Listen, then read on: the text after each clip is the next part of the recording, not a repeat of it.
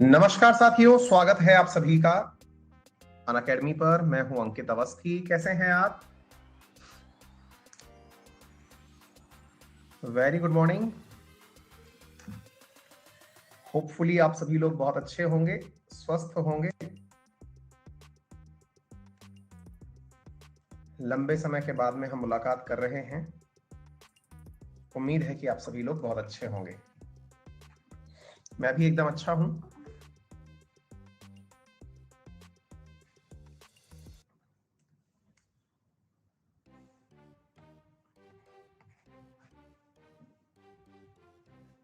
हाँ जी, अनुभव, अरुण, चंदन, आलोक, विनय, सचिन, सूर्या,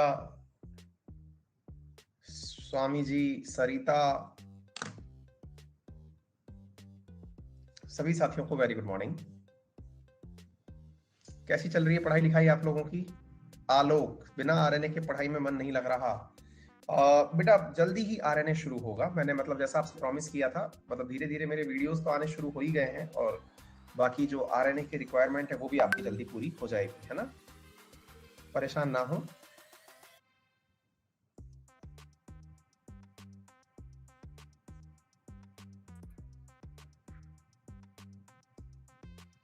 इकोनॉमी जो छूटी हुई है दिव्यांश, वो भी जल्दी शुरू करेंगे।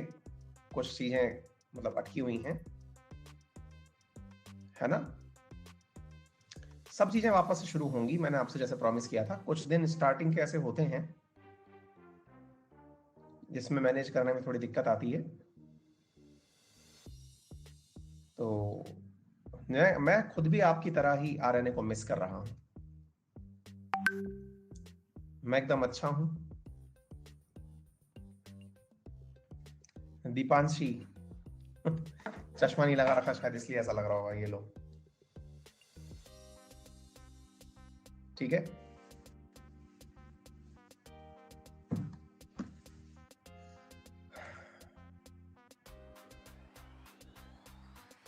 आलोक, मैं समझ सकता हूं।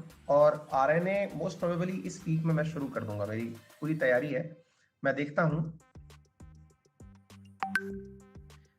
दिव्यांशु, तुम हर बार ये मैसेज लिखते हो लेकिन इसका कोई तर्क नहीं निकलता। तुमसे मैंने उस दिन भी कहा था राइट द मोमेंट, कि तुम तुरंत कॉल करो, तुम्हारी बात सुनने के लिए हम बैठे हुए हैं। लेकिन ना तो तुम्हारा तब कोई मैसेज आया, है ना? तुम केवल यहां पर कमेंट बॉक्स में मैसेज करने आ जाते हो।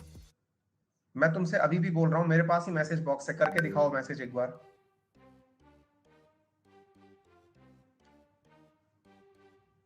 पृथ्वीराज, थैंक यू भाई।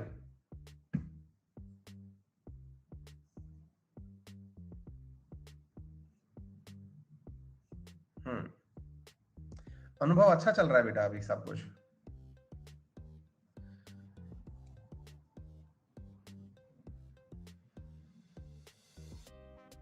हाँ दीपांशी, मतलब सेम कुछ ऐसा ही मेरे साथ हो रहा है। और मैं जल्दी ही, मैं जैसा आपसे कहा कि आपका आरएनए वापस लेकर के आऊंगा, है ना? पूजा, बिल्कुल बिल्कुल बिल्कुल। निशु, थैंक यू बेटा। Shivendra, same here same here. Ashish,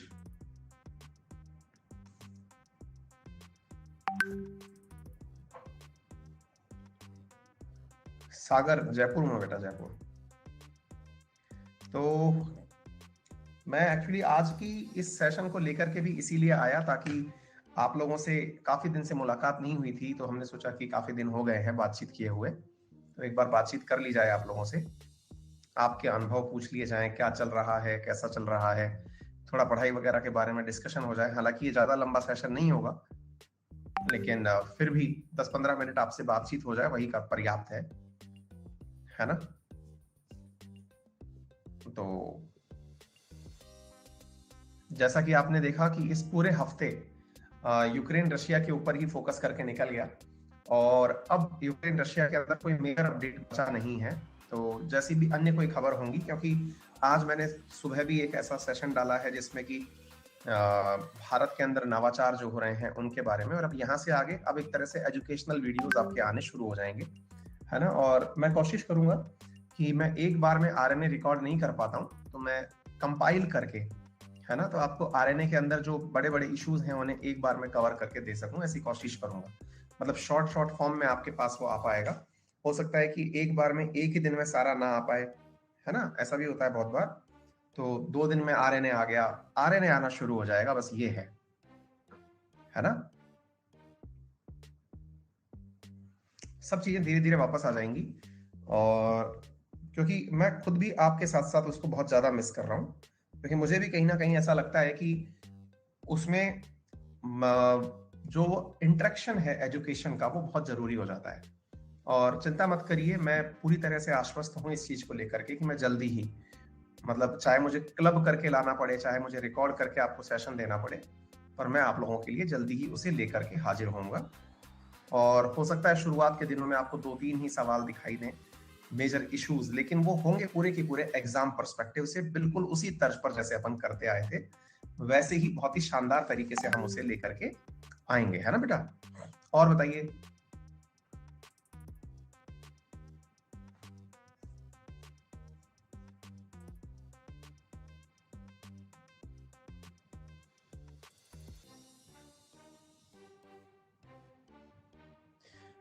Sahil sir, किसी काम को पूरा फॉसी होकर कैसे करें, आज मैं सोच पढ़ूंगा बट मन ही नहीं लग रहा है, प्लीज हेल्प मी। बेटा साहिल, पहले ये तो डिसाइड करो कि पढ़ोगे क्या। अभिषेक लिख रहे हैं, सर आरएनए के टाइम की आपकी कॉमेडी बहुत मिस कर रहा हूं। आशीष, यही है भाई यार। इससे अच्छा तो ना कि मैं इंस्टाग्राम पे टॉक कर लेता, कुछ लोगों से बातचीत हो पाती है ना। हाँ, आरएनए का मैं लेके आ रहा हूँ, मैंने आपसे प्रॉमिस कर दिया, निश्चित ही अब आपका आरएनए जल्दी आ रहा है ना बेटा। और कोई बातचीत है आपके पास, बताएं। ट्रेनिंग मेरी अच्छी चल रही है। आपकी सारी चीजें, जैसा मैंने आपसे प्रॉमिस किया था, सारी चीजें एज इट इज वापस आ जाएंगी बेटा, है ना। शुरुआत के समय में क्या होता है कि मतलब मुझे भी एडजस्ट करने में बड़ी दिक्कत आ रही है। अभी मेरा जो शेड्यूल रहता है वो सुबह 6 बजे से लेकर के शाम 7 बजे तक एकदम जैम पैक रहता है। ठीक है, तो उसके बाद में अब धीरे धीरे आदत पड़ गई है, तो अब धीरे धीरे चीजों को मैं मैनेज कर रहा हूँ, है ना। कर लेंगे अपन, चिंता मत करिए।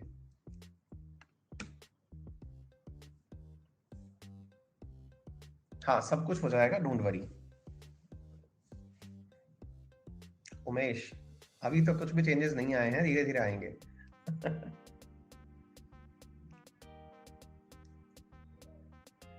परफेक्ट है, परफेक्ट है।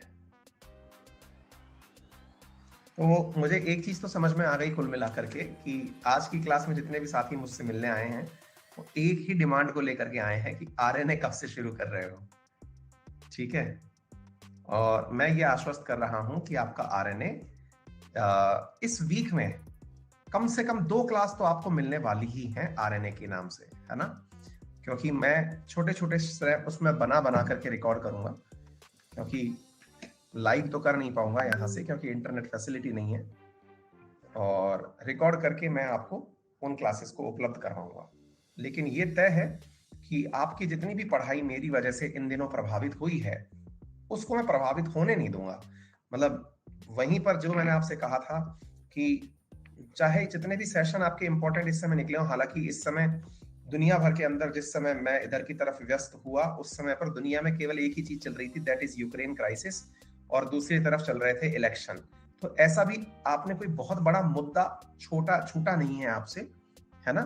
लेकिन अगर इस दौरान कोई भी बहुत इंपॉर्टेंट चीज, क्योंकि देखिए आरएनए जो है ना वो केवल इंटरेस्ट के लिए नहीं पढ़ा जाता, आरएनए असल में पढ़ाई है। एक तो होता है मजे के लिए पढ़ना कि हाँ भाई क्या हो रहा है दुनिया में ये जानना, तो वो न्यूज की तरह से नहीं है। आरएनए असल में पढ़ाई है, उसमें आपको पता चलता है कि प्लास्टिक पॉलिसी क्या चल रही है, सोलर पॉलिसी क्या चल रही है, इंडिया में कॉन्स्टिट्यूशनली क्या चल रहा है ना। तो वो डीप एनालिसिस है, और उस डीप एनालिसिस को करने में मेहनत भी लगती है, और वो मैं करूंगा। एक विद्यार्थी लिख रहे हैं, सर आप इतना सक्सेस क्यों हैं, आपकी टीम बहुत टीचर हैं, आप बहुत आगे हैं, क्यों? क्योंकि मेरे पास आप लोगों का प्यार है। मेरे पास माँ है। हाँ? तो एग्जाम पॉइंट ऑफ व्यू से आज का जो सेशन है वो इसीलिए रखा गया है कि आपको ये बताया जाए कि यूक्रेन रशिया पढ़ तो हमने बहुत लिया, जानकारी भी खूब ले ली। आप चिंता मत करिए, मैं आपको एकदम मतलब आज आपने अब तक मुझ पर जितना भी प्यार और विश्वास रखा है, इसके लिए आपने एक चीज तो देखी होगी कि मैंने आपसे जो कमिटमेंट किया है उसको मैं पूरा करता हूँ, है ना। और कमिटमेंट में मैंने आपसे कहा है और बहुत पहले भी कहा था कि आपका आरएनए एक हफ्ते के अंदर अंदर वापस आ जाएगा। मैं आज आपको यही इन्फॉर्म कर रहा हूँ, एक ही हफ्ता हुआ है, कि इस वीक में कम से कम 2-3 तो सेशन आपको आरएनए के मिल जाएंगे। हो सकता है 2 दिन में एक बार सेशन आए शुरुआती दिनों में, अगले वीक से प्रॉपर तरीके से पर डे आना शुरू हो जाए। उसमें होता क्या है कि हर व्यक्ति को आरएनए के अंदर इंटरेस्ट नहीं आता है, क्योंकि आरएनए पढ़ाई से संबंधित चीज है। लेकिन मुझे इस बात से कोई फर्क नहीं पड़ता कि उसमें कितने लोगों को इंटरेस्ट आ रहा है। आपने देखा होगा यूक्रेन रशिया क्राइसिस के मुद्दे पर बहुत सारे वीडियोस पर बहुत सारे व्यूज आए, है ना। मतलब मिलियंस में व्यू आए हैं अपने कुछ वीडियोस पर, लेकिन उसका कोई औचित्य नहीं निकलता है। मतलब अल्टीमेटली पढ़ाई जहां से निकल के आती है ना, मैं वो कोशिश कर रहा हूँ, वो है हमारा आरएनए। तो आप इस चीज से बिल्कुल भी मतलब परेशान ना रहें कि सर आरएनए के अंदर क्या बोलते हैं आपके व्यू नहीं आते, क्या पता इस चक्कर में आप सेशन को नहीं लेके आते। मैंने आपको बहुत पहले भी कहा था कि आरएनए एक ऐसा कंटेंटफुल सेशन है जिसको केवल वही बच्चा पढ़ना चाहता है जिसको एग्जाम की तैयारी करनी है, और वो भी एक अच्छे लेवल के एग्जाम की, है ना। तो आपके मन में ये विचार, मुझे बहुत से बच्चों ने कई बार मैसेज किया कि कहीं आप इसलिए तो आरएनए नहीं कर रहे क्योंकि आपके व्यूज तो बाकी सेशंस में मिलियंस में आते हैं, केवल आरएनए में सेशन में व्यू नहीं आते, इसलिए तो कहीं आपने आरएनए नहीं रोक दिया है। ऐसा कतई नहीं है। मैं आपको यकीन से बता रहा हूं, मुझे व्यू से लालच होता तो मैं आप लोगों को पढ़ाते समय भी ये ध्यान रखता कि ये मैं आपको ये पढ़ाता कि इस देश की राजधानी ये है, इस देश का नेशनल पार्क ये है। मैं एक लेवल की पढ़ाई कराना चाहता हूं, और उस लेवल की पढ़ाई में बहुत ही चुनिंदा लोग होते हैं जो पढ़ने आते हैं, है ना। तो मुझे इस बात से 1% भी आप बिल्कुल प्रभावित होता हुआ ना पाए। मैं आपको फिर से क्लियर कर देता हूं, आरएनए जितना जरूरी आपके लिए है उतना जरूरी मेरे लिए भी है, क्योंकि उसके थ्रू मैं बहुत बड़े बड़े मतलब लेवल के विद्यार्थियों को तैयार कर रहा हूं। मैं यूपीएससी के लिए, मैं स्टेट पीसीएस के लिए, मैं एसएससी के लिए बहुत अच्छे अच्छे विद्यार्थी तैयार कर रहा हूं, है ना। तो आप उसकी कतई चिंता ना करें। और मुझे मालूम है कि आरएनए में व्यू नहीं आते, ठीक है। आरएनए में व्यू क्यों नहीं आते? क्योंकि वो पढ़ाई की चीज है, पढ़ाई की चीज में कोई इंटरेस्ट नहीं लेगा, है ना। मसालेदार न्यूज होगी कि भाई यूक्रेन ने बम फोड़ दिया, फलाने ने ये फोड़ दिया, उसको मिलियंस में एक दिन में व्यू पहुंच जाएंगे, लेकिन हमें उससे मतलब नहीं है, ठीक है। मतलब मैं अगर आपको ये पढ़ाने लगूं कि हाँ भाई ग्रुप डी के अंदर ये 4 सवाल पूछे जाएंगे या फिर ये प्रधानमंत्री मुख्यमंत्री पूछे जाएंगे, बच्चे बहुत से आएंगे, लेकिन मुझे अल्टीमेटली जो चीज करनी है ना, वो एक लेवल की पढ़ाई है। आप लोगों को पढ़ाता हूं तो इस बहाने मैं खुद भी पढ़ता हूं, और मुझे भी पढ़ना पसंद है, इसीलिए मैं आपसे ये बात बोल रहा हूं, है ना बेटा। तो चिंता मत करिए, बहुत अच्छे से हम लोग करेंगे। अब आज का जो मुद्दा है जिसके लिए हम एकत्रित हुए हैं, थोड़ी देर इसके ऊपर बातचीत करते हैं। आज का सेशन मतलब बहुत ही छोटा रहने वाला है, क्योंकि मैं ज्यादा देर तक नहीं करूंगा इस सेशन को, है ना। तो मतलब क्योंकि मेरे पास थोड़ा समय का अभाव है, लेकिन मैंने आज के लिए आपको इसलिए बुलाया है ताकि आप यूक्रेन के क्राइसिस पर कुछ सवाल तैयार कर लें, जो अपने लेवल पर आंसर राइटिंग कर लें, है ना।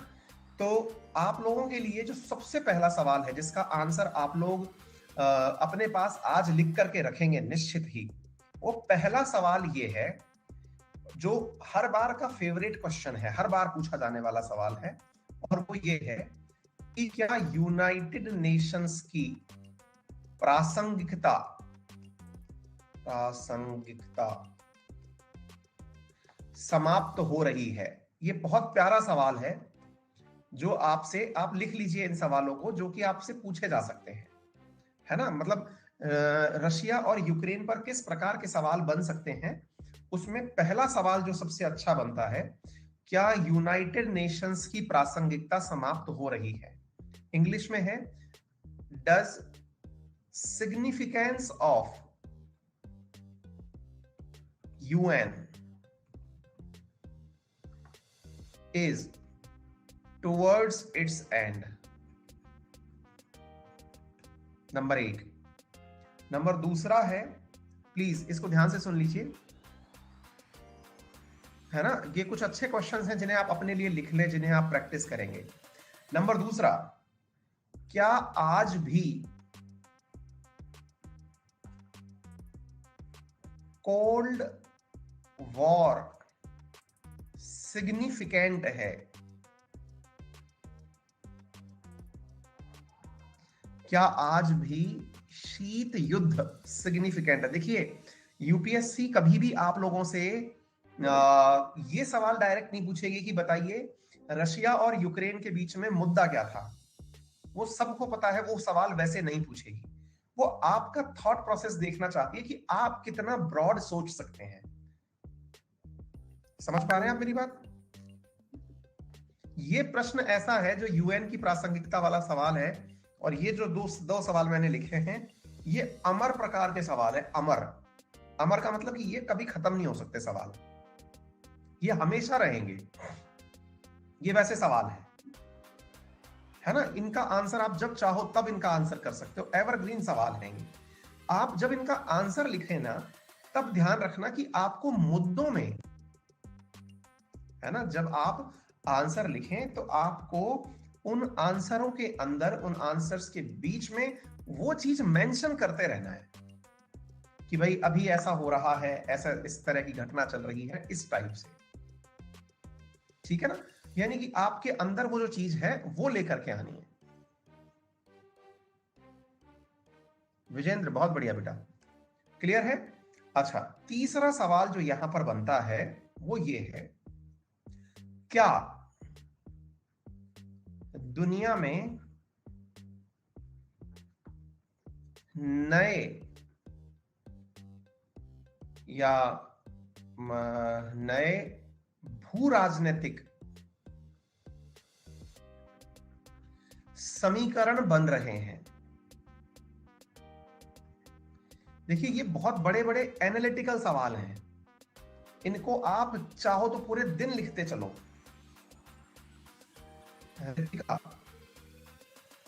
बेटा कम उसमें डाल दो, मैसेज बॉक्स में डाल दो, मैं देख लूंगा।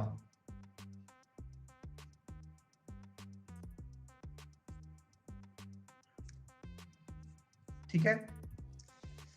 क्या आप मेरी बात समझ पा रहे हैं? क्या दुनिया में नए भू राजनीतिक समीकरण, new geopolitical equations, new geopolitical equations का मतलब क्या है? न्यू जियोपॉलिटिकल इक्वेशंस का मतलब आपके आंसर में फ्रांस के वर्तमान समय में निकलते हुए दिखाई देना। आपने एक चीज देखी होगी, है ना? Does world is looking for new geopolitical equations? क्यों भाई, इस बात को क्यों सवाल पूछ रहे हैं हम? क्योंकि अल्टीमेटली क्या है कि इन दिनों एक अलग प्रकार की चीजें दिखाई पड़ रही हैं। वो क्या दिखाई दे रही हैं? फ्रांस का वर्चस्व बढ़ रहा है। नंबर दूसरा, क्वाड जैसे संगठनों का गठन हो रहा है। नंबर तीसरा, फ्रांस और चीन, वो सॉरी, चीन और क्या कहते हैं इसको, रशिया नजदीक आ रहे हैं। गल्फ देश जो हैं, गल्फ कंट्रीज, ये अमेरिका के प्रभाव से बाहर निकल रहे हैं। गल्फ कंट्रीज, ये सारे पॉइंट्स हैं जो आपके आंसर में आने चाहिए। जब कोई इस तरह का सवाल पूछे तो पॉइंट वाइज पॉइंट आप अपने आंसर लिखते चले जाएं। स्वास्तिका बेटा लिखा है जियोपॉलिटिकल इक्वेशंस, भू राजनीतिक समीकरण चेंज हो रही है ना? आपको आंसर समझ में आ रहा है? पॉइंट करते चलिएगा। फ्रांस का उभरता चलना, रूस और चाइना का नजदीक आना, है ना? गल्फ कंट्रीज के अंदर अमेरिका के खिलाफ खड़ा होना, क्वाड का गठन होना, भारत की प्रासंगिकता का बढ़ना, भारत का वर्ल्ड ऑर्डर के अंदर बहुत सिग्निफिकेंट हो जाना। भारत सिग्निफिकेंट क्यों बनता जा रहा है? क्योंकि भारत से पूछ करके बहुत सारे काम लिए जा रहे हैं। जैसे भारत के केस में विशेष रूप से हम, रशिया जो है वो भारत को बहुत महत्व दे रहा है ना? इस तरह से। अच्छा, एक सवाल और बनता है और वो बहुत ही इंपॉर्टेंट है, और वो क्या है? क्या अमेरिकी वर्चस्व कम हो रहा है? Hegemony of USA is being challenged. प्रासंगिकता बोले तो सिग्निफिकेंस, है ना? हेजीमोनी ऑफ यूएसए प्रभावित हो रहा है ना? तो इसके अंदर आपको वो सारे पॉइंट्स लिखने हैं, जैसे यूएई ने और गल्फ कंट्रीज ने उसको इग्नोर कर दिया, है ना? मतलब वर्ल्ड में यूक्रेन और रशिया क्राइसिस के आने के बाद से बहुत सारी चीजें स्पष्ट रूप से निकल करके सामने आई हैं, जिनके ऊपर आपके आंसर्स लिखे हुए होने चाहिए। देखिए, मैं आप लोगों को बहुत सारे करंट अपडेट देता रहता हूं, लेकिन यदि आप लोगों ने ऐसे 10 सवाल तैयार कर लिए, यकीन मानिए कि अंतरराष्ट्रीय स्तर के किसी भी क्वेश्चन के आंसर में वो आंसर आपके काम आएंगे। उम्मीद है आप मेरी बात समझ रहे हो, थम्स अप करिए। क्या आप मेरी बात समझ पा रहे हैं? इस तरह के सवाल बच्चों पूछे जाएंगे आपसे, ठीक है ना बेटा? ये पेपर में एज इट इज उठ के आएंगे। Clear? Number next, European union NATO जैसे संगठनों का होना विश्व युद्ध का कारण है। क्रिटिकली एनालाइज, आलोचनात्मक विवेचन करिए।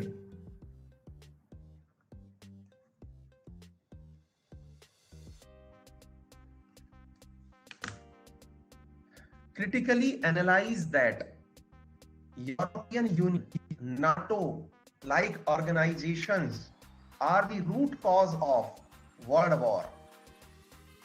और जब लिखा जाता है critically analyze, that means आपको पूछा जा रहा है कि आप विपक्ष भी लिखें और पक्ष भी लिखें। विपक्ष किस बात का? विश्व युद्ध का। और पक्ष किस बात का? विश्व युद्ध का।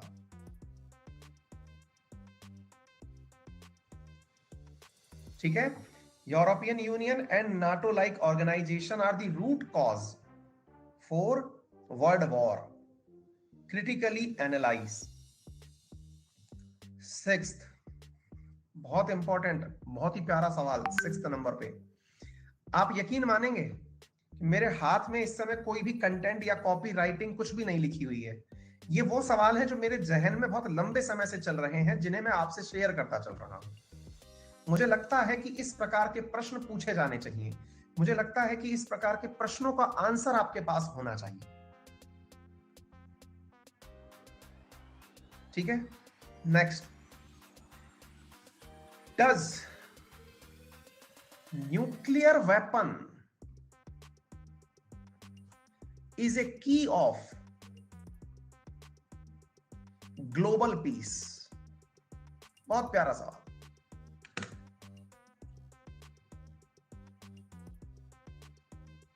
Does nuclear weapon is a key of global peace? अब जैसे अन्नू ने भिड़ते ही एक लाइन लिख दी कि नो नॉट एट ऑल। अब अन्नू, मैं एक सवाल दे रहा हूं आपको, उसका आंसर देना।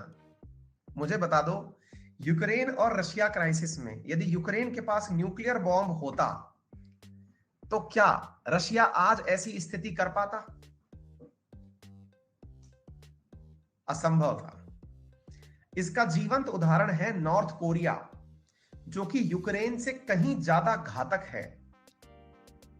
यूक्रेन तो अड़ता भी नहीं है उसके आगे। यूक्रेन तो फिर भी डेमोक्रेटिक कंट्री है, लेकिन उस नॉर्थ कोरिया पर अमेरिका जैसा देश छू भी नहीं पाया उसे। डोनाल्ड ट्रंप मिलने के लिए गए, अमेरिका का राष्ट्रपति मिलने के लिए मजबूर हुआ। वहीं पर इस समय दुनिया के जो देश हैं, चाहे ताइवान हुआ, चाहे नॉर्थ कोरिया, चाहे यूक्रेन हुआ, ये वो देश हैं जिन्हें पूरे टाइम ये चिंता बनी हुई है कि उनके ऊपर कोई भी अटैक कर सकता है। आज अगर अफगानिस्तान, इराक, ईरान, जिन भी देशों के ऊपर अमेरिका या रशिया ने हमले किए, उन देशों के पास अगर न्यूक्लियर वेपन होता तो क्या ये लोग कुछ भी कर पाते? असंभव।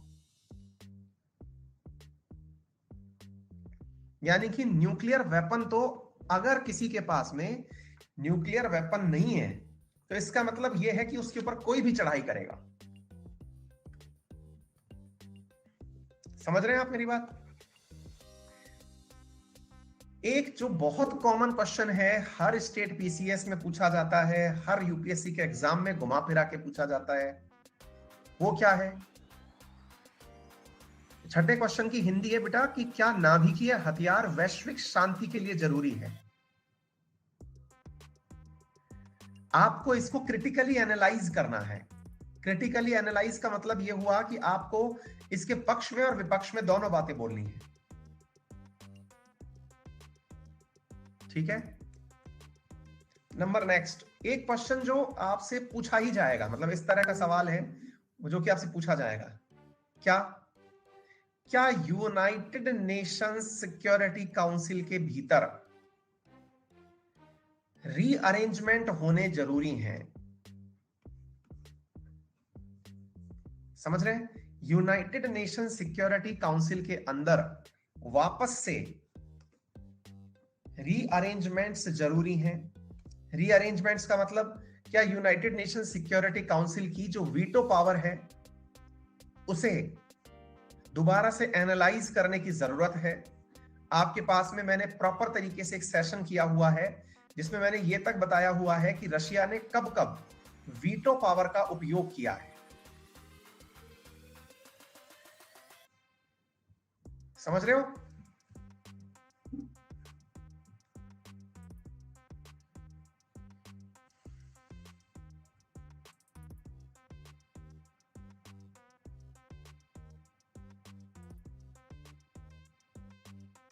क्लियर है? जो भी अभी रिसेंटली मैंने आपको बताया था कि किस प्रकार से रशिया ने अपने वीटो पावर का उपयोग करके म्यांमार को बचाया, या फिर मतलब बहुत सारे दुनिया के ऐसे मुद्दे हुए जहां पर कि वीटो का उपयोग किया गया है ना। एक तरह से ये समझिए कि यूनाइटेड नेशंस के अंदर रीस्ट्रक्चरिंग होने की आवश्यकता है या नहीं। रीस्ट्रक्चरिंग, ठीक है। एक जो बहुत ही महत्वपूर्ण प्रश्न बनता है जो उसको आपको करना चाहिए, वो सवाल, ये आंसर्स आप लिख कर रखिए, टाइम लगेगा इनके अंदर करने के लिए, लेकिन इन आंसर्स को अपने पास बना के रखिए, काफी काम आएंगे ये क्वेश्चंस। सोनू लिख रहे हैं सर आपको देख के बहुत खुशी हो रही है। बहुत सही। हाँ जी, एक सवाल जो और बनता है वो काफी इंपॉर्टेंट क्वेश्चंस के अंदर है। देखिए, अगर आप लोगों ने इन दिनों नोटिस किया हो तो दुनिया के किसी भी कोने के अंदर युद्ध हो, ठीक है, हर देश प्रभावित होता है। अभी यूक्रेन और रशिया का युद्ध हुआ, दोनों ही हमारे मतलब समर्थक देश हैं, दोनों के भीतर हमारे लोग हैं, दोनों ही जगह से हमारी चीजें हो रही हैं। अगर आपसे यह पूछा जाए क्या वैश्वीकरण अभिशाप है,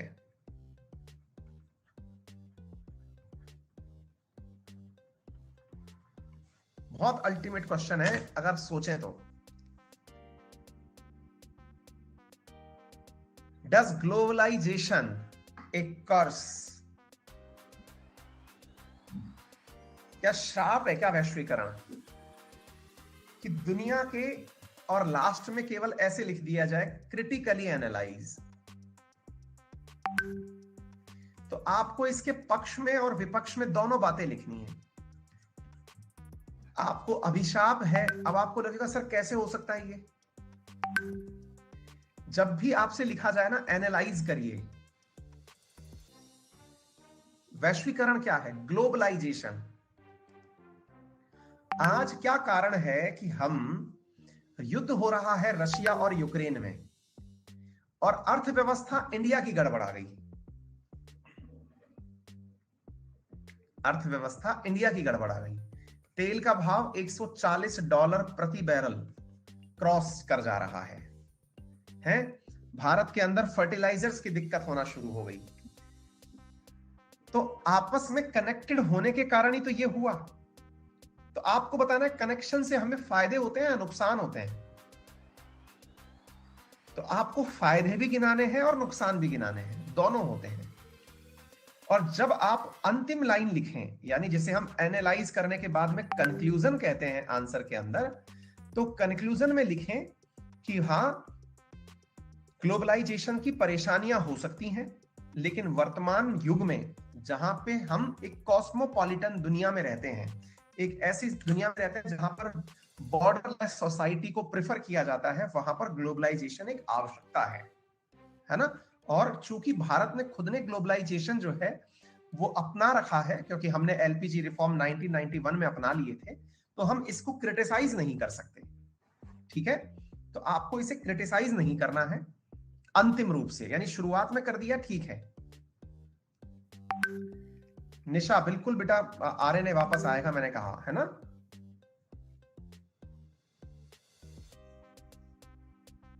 बात समझ पा रहे हैं? मैंने आपको बहुत सारे इनपुट्स दिए हैं, 250 शब्दों में आप इसका आंसर लिख करके रखें, और याद रखें आंसर इतना अल्टीमेट रखें, आंसर इतना शानदार लिखकर रखें कि वो भविष्य में आपके जब भी जरूरत पड़े तो उन्हीं आंसर्स को पढ़ें, बाकी कुछ नहीं पढ़ना। मैंने कितने सवाल करा दिए अभी तक? 6, 7, 8 क्वेश्चंस दे चुका हूं मैं आपको, मतलब यूएस के ऊपर, यूक्रेन और रशिया के क्राइसिस के ऊपर। और आप नोटिस करेंगे कि इन 8 की 8 सवालों में मैंने कहीं भी यूक्रेन और रशिया का नाम नहीं लिया। इसे यूपीएससी कहते हैं। 8 की 8 सवालों में मैंने कहीं भी यूक्रेन और रशिया का नाम नहीं लिया। समझ रहे हैं आप? करता रात जाऊंगा भाई।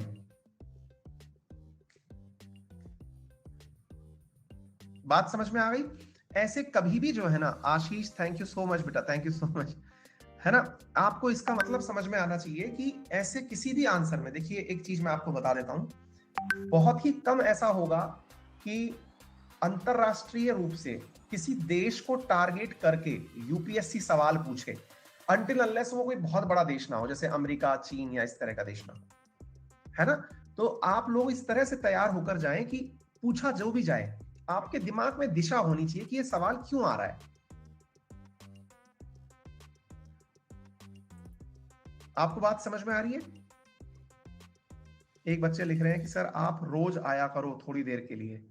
हाँ, मैं कोशिश करूंगा कि मैं जल्दी ही आपके सामने रोज लाइव आ सकूं, पर अभी मुसीबत ये होती है कि पहले आपके 3 वीडियो रिकॉर्ड करना और फिर उसके साथ में वो सारे काम करना बहुत मुसीबत का काम होता है भाई।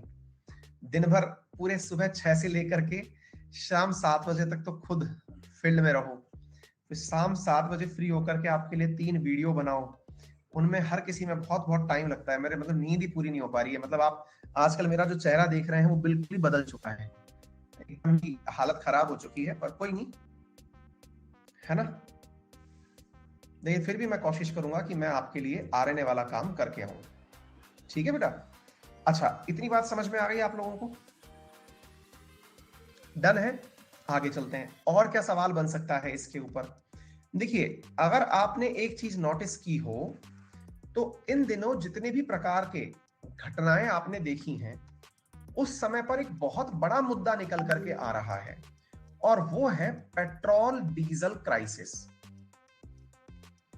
युद्ध कहीं भी हो, दुनिया में महंगाई बढ़ाने का जो सॉल्यूशन, महंगाई बढ़ाने का जो कारण है ना, महंगाई बढ़ाने का जो कारण है वो केवल और केवल नेचुरल ऑयल एंड गैस है। क्या आप मेरी बात समझ पा रहे हैं? फिर से सुनिए मैं क्या कह रहा हूं, कि कुछ भी कहीं हो दुनिया में, तो जो भी महंगाई बढ़ती है वो नेचुरल ऑयल और गैस से बढ़ती है। तो फिर एक सवाल बनता है,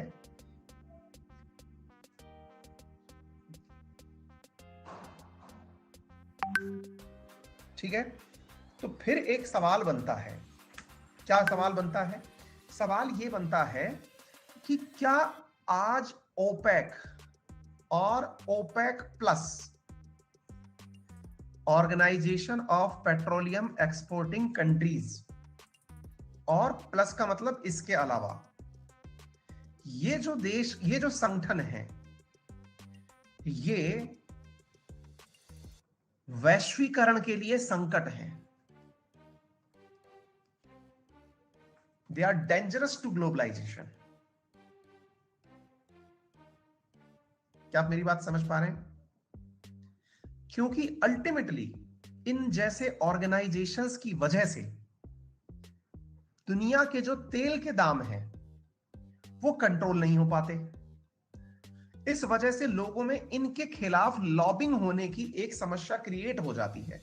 आज एक बात बताइए, यदि ओपेक और ओपेक प्लस कंट्रीज ये डिसाइड कर लें कि हमें ऑयल का प्रोडक्शन बढ़ा देना है तब तक के लिए जब तक रशिया के साथ संबंध सामान्य नहीं हो जाते, तो क्या दुनिया को महंगाई की मार से बचाया नहीं जा सकता? आजकल क्या आपको नहीं लगता कि ये जो संगठन है अपनी मोनोपोली करते हैं? कोरोना काल के बाद में और उसके बाद में इस युद्ध के काल में इन संगठनों ने मोनोपोली करके तेल के उत्पादन में वृद्धि नहीं करी। तो क्या इसका सब्स्टिट्यूट इंडिया के द्वारा सुझाया गया one world one grid one sun, क्या वो system one sun one world one grid, क्या वो इसका समाधान नहीं हो सकता? क्या आपको नहीं लगता कि दुनिया के संकट की परिस्थितियों के अंदर यदि one sun one world one grid की अवधारणा अपना ली जाए तो दुनिया पर किसी भी युद्ध का कोई प्रभाव ही नहीं पड़ेगा? दुनिया किसी भी प्रकार के भाव से परेशान ही नहीं होगी। बोलिए, क्या आपको नहीं लगता कि रिन्यूएबल एनर्जी एक स्थायी जीवन के लिए या एक स्थायी क्या बोलते हैं उसको, विश्व के लिए बहुत बड़ी जरूरत है? क्या हम केवल रिन्यूएबल एनर्जी को पॉल्यूशन से ही जोड़ के देख सकते हैं या फिर महंगाई से जोड़कर भी देख सकते हैं या फिर विश्व की स्थिरता से भी जोड़कर देख सकते हैं? कारण क्या है? नेचुरल ऑयल और गैस तो लिमिटेड कंट्रीज में ही पाए जाते हैं, लेकिन रिन्यूएबल गैसेस या रिन्यूएबल एनर्जी सोर्सेस तो दुनिया भर में पाए जाते हैं। क्या आप नहीं लगता कि रिन्यूएबल एनर्जी वैश्विक स्थिरता यानी कि ग्लोबल स्टेबिलिटी के लिए, वो मतलब ग्लोबल स्टेबिलिटी के लिए या इन्फ्लेशन के लिए एक महत्वपूर्ण कारण साबित हो सकती है? विचार करिए। अभी तक हम लोग क्या पढ़ते आते हैं कि रिन्यूएबल एनर्जी होगी तो पॉल्यूशन नहीं होगा। हमें केवल आईपीसीसी की रिपोर्ट याद आती है, international panel on climate change, कि ऐसा करने से 1.5 डिग्री टेम्परेचर से बच जाएंगे। लेकिन विचार करिए कि क्या रिन्यूएबल एनर्जी वर्ल्ड के अंदर लड़ाइयां नहीं रुकवा सकती? विचार करिए, क्योंकि आपको मालूम होना चाहिए कि जब इराक पर हमला हुआ था तो अमेरिका का यही चरित्र उजागर हुआ था कि वो इराक के तेल के कुओं पर हमला करना चाहता था, नेचुरल रिसोर्सेस को अपने पास लेना चाहता था। बिल्कुल, गल्फ वाले बेचारे गायब हो जाएंगे अगर वर्ल्ड से रिन्यूएबल एनर्जी आ जाए। बिल्कुल ठीक है। विचार करिए, तो ये सवाल बनते हैं कि नहीं बनते हैं? आप अपने एंगल से इनके ऊपर टिप्पणी लिखिए। मैंने आपको इतनी सारी चीजें दे दी, कहीं पर भी बस मैंने यूक्रेन और रशिया का नाम नहीं लिया। इतने बेहतरीन क्वेश्चंस मैंने आप लोगों को दे दिए हैं।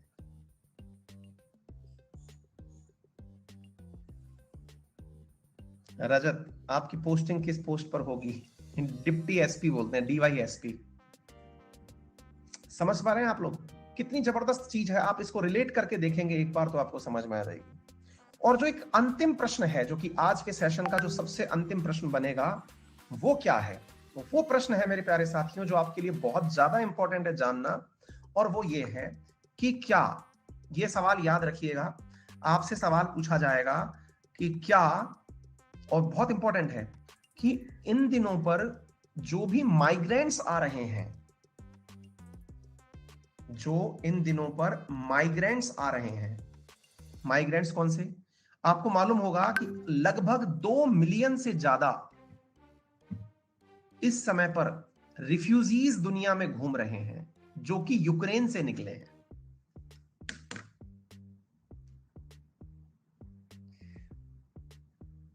प्रिया नहीं बेटा, यूक्रेन से निकले हुए रिफ्यूजीज की संख्या 2 मिलियन से ऊपर है, शरणार्थी।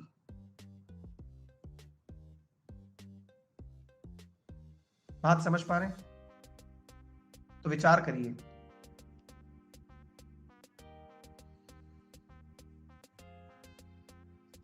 ठीक है। तो माइग्रेंट्स को लेकर के आपको, इंटरनेशनल माइग्रेंट्स को लेकर के जो मतलब यूनाइटेड नेशंस की एजेंसी चलती है माइग्रेंट्स को लेकर के, उनके बारे में बात करनी। ठीक है, क्लियर? आप में से कितने लोग शराब के बारे में जानते हैं? शराब, शराब के लिए एक विभाग होता है जिसे कहा जाता है आबकारी। जानते हैं? कंफर्म? मुझे आबकारी के अंदर डीएसपी का पद मिला है, मतलब मैं शराब के अंदर पुलिस का वो मुखिया रहूंगा जिसके कंधे पर अशोक स्तंभ रहेगा।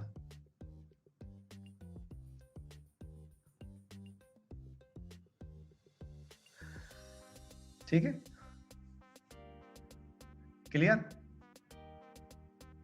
आप में से बहुत सारे लोग मुझसे बहुत दिनों से पूछ रहे थे पद क्या है, पद क्या है, पद क्या है, पर मैं इसलिए स्किप कर रहा था कि मैं नाम बताऊंगा तो आपका दिमाग और दौड़ने लगेगा, क्योंकि दिमाग में आबकारी के आते ही फिर कान खड़े हो जाते हैं, अरे भाई साहब अब तो मतलब हद्दी है, फिर तो भाई साहब एकदम 10 उंगलियां घी में है, फलाना है। मेरे से जो मिलता है उसके दिमाग में यही ख्याल आता है, पता नहीं भाई साहब अब तो अंधा काम हो जाएगा और ये हो जाएगा। हाँ, देखो लेकर लिखता भी जा रहा है पैसे ही पैसे, पैसे ही पैसे, है ना? और मैं इतने दिन से स्किप कर रहा हूँ कि नहीं यार, ये नहीं बोलना है, नहीं बोलना है, नहीं बोलना है। पर हद दर्जे की हद है।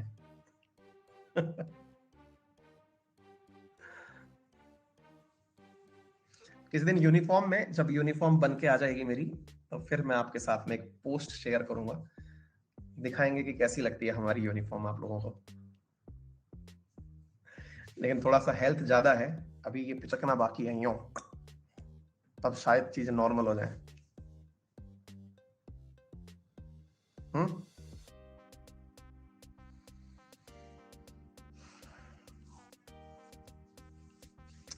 लेकिन याद रखिए कि मैं जुड़ा केवल एजुकेशन से रहूंगा, मतलब मुझे एजुकेशन ही करनी है।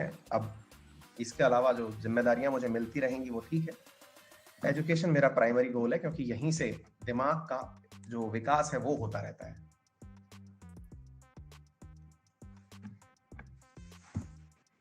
एक बार पूछो, सर आप भी लेते हो क्या लिटिल लिटिल? है नहीं भाई। ठीक है, तो माइग्रेंट समस्या को लेकर के अंतरराष्ट्रीय स्तर पर क्या क्या संभव है, आप उसके बारे में विचार करें। ठीक है, चलिए फिलहाल के लिए इतना ही, अपना ख्याल रखें। और यदि आप कोई भी सब्सक्रिप्शन परचेज करते हैं अनअकैडमी से, तो use my referral code Ankit 10 to avail 10% discount on Unacademy subscriptions. और जल्दी ही जिन विद्यार्थियों की क्लासेस अटकी हुई हैं, विशेष रूप से इकोनॉमिक्स वगैरह की, एसएससी वालों की, वो क्लासेस रेज्यूम हो जाएंगी, सारी चीजें फिर से चलने लगेंगी। ठीक है, परेशान ना हो, कुछ दिनों तक क्लासेस डिस्टर्ब हैं मुझे पता है, लेकिन चीजें नॉर्मल हो जाएंगी। ठीक है, आरएनए का पीडीएफ हिंदी में रखिए बेटा, मैं बोल दूंगा, हालांकि वो लोग नियम से आपको आरएनए का पीडीएफ दे रहे हैं, मुझे ये मालूम चला है। आशीष, थैंक यू सो मच।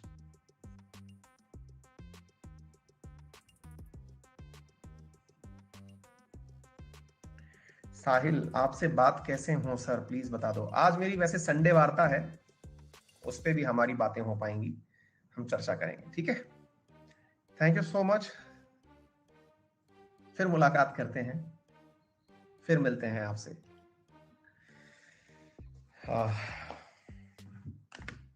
कोशिश कर रहा हूँ आरएनए जल्दी से आपका इस वीक में लेकर के आ जाऊं, परेशान बिल्कुल ना हो। और मुझे आप सबसे मिलकर बहुत अच्छा लगा, काफी दिनों बाद हमारी मुलाकात हुई है, लेकिन निश्चित ही हम लोग बहुत अच्छे से आगे काम करेंगे। ठीक है, सम्राट, मैं भी, आरती, सुजाता, शीतल, शत्रुघ्न, पूजा, साहिल, आर्यन, प्रिंस, विवेक, अंकुश, सोनू, सभी को बाय बाय। बचा के रखिए थोड़ा प्यार, फिर आपकी क्लासेस में आएंगे, तब मुलाकात करेंगे, फिर बतियाएंगे। ठीक है, चलिए, all the very best, take care, thank you so much.